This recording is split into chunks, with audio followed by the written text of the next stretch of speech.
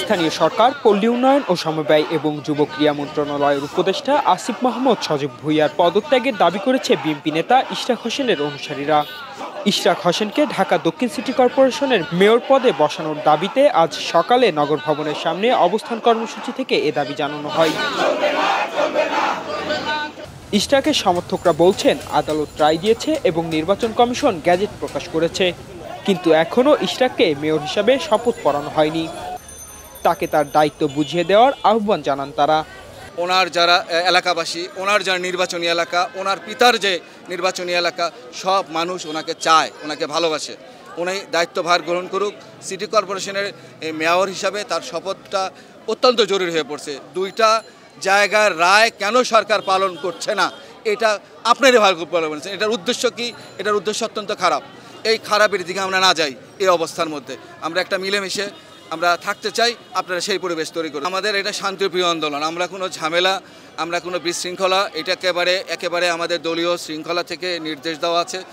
এখানে আমাদের এই পাশাপাশি আমাদের স্বেচ্ছাসেবক ভলেন্টিয়ার বাহিনী নিরাপত্তার কাজে আপনারা টেরও পাবেন না, বুঝতে পারবেন না যে কিভাবে আমাদের ভিতরে কোনো রকম বিশৃঙ্খলার কেউ সুযোগ নেবে, সেই সুযোগ ইশরাক সাহেব দেবেন না। ইঞ্জিনিয়ার ইশরাককে মেয়র পদে সিটে, নগর ভবনের সিটে বসানো। কোর্ট থেকে রায় দিছে, কেন বসানো? কোর্ট থেকে রায় দিছে। আইনকে আমরা শ্রদ্ধা করি, আইনকে আমরা মানি, কিন্তু আইন যদি না মানে সেটা তো কোনোদিনও সে মানুষ হতে পারে না।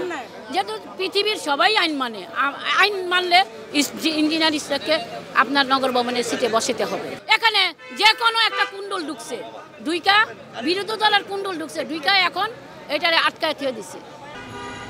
আদালতের রায়ের পরিপ্রেক্ষিতে গত 27 এপ্রিল রাতে বিএনপি নেতা ইশরাক হোসেনকে ঢাকা দক্ষিণ সিটি কর্পোরেশনের মেয়র ঘোষণা করে গ্যাজেট প্রকাশ করে নির্বাচন কমিশন। 2020 সালের 1 ফেব্রুয়ারি ঢাকা দক্ষিণ সিটি কর্পোরেশনের নির্বাচন অনুষ্ঠিত হয়। নির্বাচনে আওয়ামী লীগের প্রার্থী শেখ ফজলে তাপসকে বিজয়ী হিসাবে মেয়র ঘোষণা করা হয়।